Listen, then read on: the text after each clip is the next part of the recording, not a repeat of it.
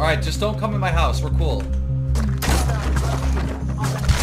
Why the f would this f***ing kill me, dude? I wish the absolute worst for him. I hope he catches cancer. I hope he dies in a fire. I hope his house literally just burns, and he burns alive. I literally want that dude's personal information so I can go to his house and f***ing strangle him.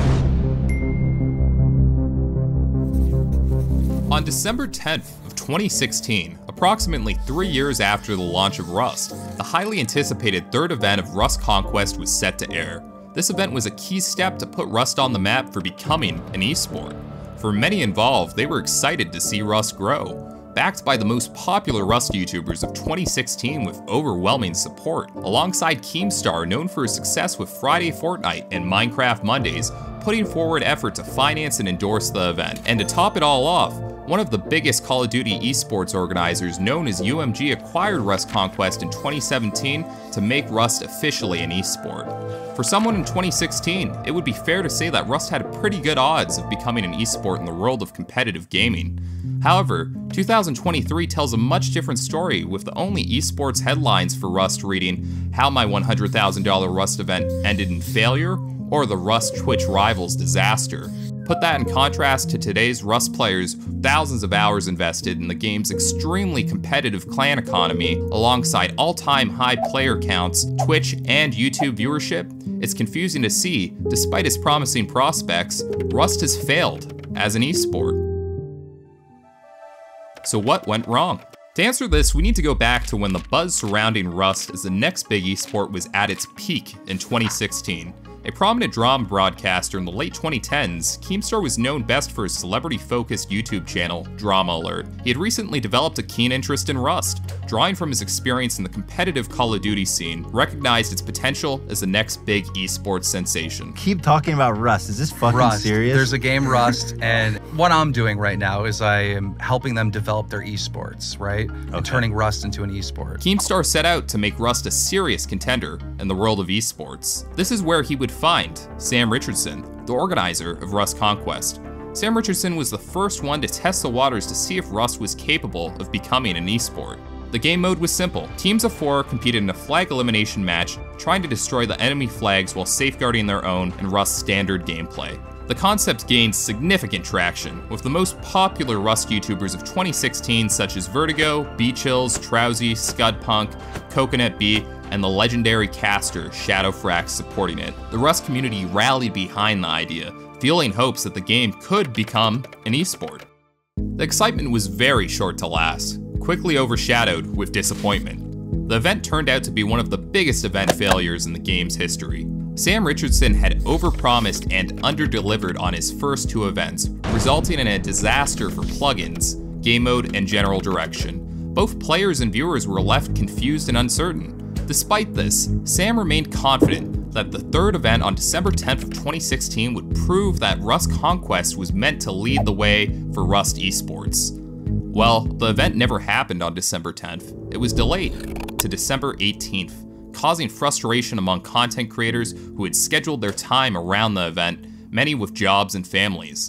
To make matters worse, plugins were malfunctioning, with players spawning with 3 flags, inventories were getting deleted for players, and they were unable to craft raiding materials. On top of all this, Keemstar thought this would be an appropriate time to promote his Twitch competitor platform, StreamMe, which resulted in a significant decrease in viewership from a couple of thousand viewers for Twitch to less than 300 for StreamMe. While Sam Richardson was expected to fix these issues, he was nowhere to be found, having left for his girlfriend's house during the event. YouTubers who had endorsed all 3 events put their frustration out online for the time wasted and the poor entertainment value provided to viewers, leading many to believe that this might be the end of Rust Conquest and Rust esports as a whole.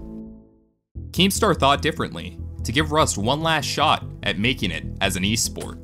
UMG Gaming collaborated with Keemstar to bring his vision to life in 2017, and to everyone's surprise, they did a really good job, hosting multiple tournaments with prize pools over $10,000, and even organizing an actual LAN event with reputable content creators.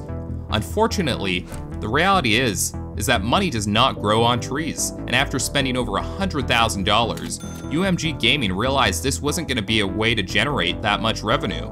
And burning through so much cash on these events without the support from Facepunch, the logical solution for UMG was to close up shop, leaving Keemstar and Sam Richardson to go quiet.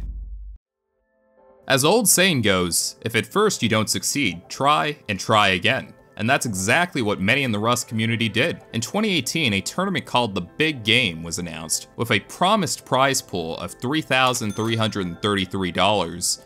However, the tournament turned out to be a scam, with server owners hosting multiple events and players investing a significant amount of time only to be left without a prize. In 2019, Rust Rivals was launched, and even big streamers who were critical of Rust Conquest came back to support the event. Unfortunately, the tournament followed the same fate as Rust Conquest, being poorly organized, stacked with technical issues, and disruptive players who ruined any chance that the event would succeed. So while all this was going on, what did the developers think of Rust Esports? It might be pretty obvious, but Keemstar is not usually someone companies want to endorse with his unprofessional online behavior over the years. Like, seriously, that dude's a fucking Like, I hope somebody gets his IP, doxes him, swats him, his mother in front of his face. Like, I literally hope that his house blows up and everybody in his family tree dies. Regardless of Keemstar, Facepunch did talk about the community's efforts with Rust Conquest in 2 community updates, but decided to stay silent as more failures arised.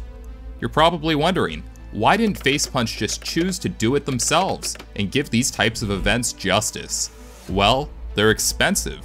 The prize pool at a League of Legends World Champions tournament was over a staggering $2 million. Facepunch Studios, being a small to mid-level studio, doesn't have money to throw away in risky esports projects like Riot Games, Epic Games, or Activision can, being AAA companies. Organizations who specialize in esports were also afraid to jump in, as after UMG's failure and no support from the developers, companies like ESL and MLG didn't believe they could return a profit. But with Facepunch support for Rust charity events on the rise over the years, such as Charitable Rust and Trust in Rust, Facepunch finally endorsed an event for Twitch Rivals Rust Game Battle. This would give us a modern look to see if the game still had potential in the esports spotlight, now on a bigger scale with the biggest streamers beyond Rust such as XQC, Pokimane, and Disguised Toast. You would have 80 of the most popular streamers from North America, Latin America, and Spain fighting in 2 teams of 40, Alex by 11 running the Spanish team and Disguised Toast running the English team. The team with the most dog tags collected from raiding or killing other players at the end of the event would win. Being heavily endorsed by the world's biggest streaming platform, the most popular creators, and a prize pool of over $100,000, what could go wrong? While history likes to repeat itself, rumors circled of streamers being spawned in loot, which many considered to be admin abuse. Subjective rules on player interactions and base building were broken, giving some players more of an advantage. The typical toxic community behavior you might see on a regular Rust server occurred in many attacks on streamers. They're sending me pictures of dogs, saying your next meal. What the fuck is going on? What the hell is going on? The event ended 2 days early due to the Spanish team deciding to forfeit as they felt the event was poorly organized and unfair. Rust at this point has failed on so many fronts to shine in a professional esports environment, not mentioning the massive cheating issue and the ease of access of cheats for regular players. It seems like Facepunch has noticed this to be the case, and removing what many argued to be the pinnacle of the game's esport aspect, the old recoil system, where players spent hundreds of hours learning how to master a specific gun was removed in 2022 in light of making the game friendlier and more competitive to new players. But what if this all wasn't the case? Let's assume Facepunch endorsed Rust as an esport, and a major esports league joined forces to pick up the game, and all the cheating issues were resolved within Rust. Against all those odds, you'd still have a massive problem. Rust was not made to be an esport. It's a survival game. There's a big reason why games like Minecraft, DayZ, or Ark never made it into the main stage in an esports environment. They weren't made to. Inspired by Facepunch's original work with the Garry's Mod sandbox and implementing the survival aspects of DayZ with it, they never planned for Rust to be an esport, which is okay. Players will still continue to be competitive.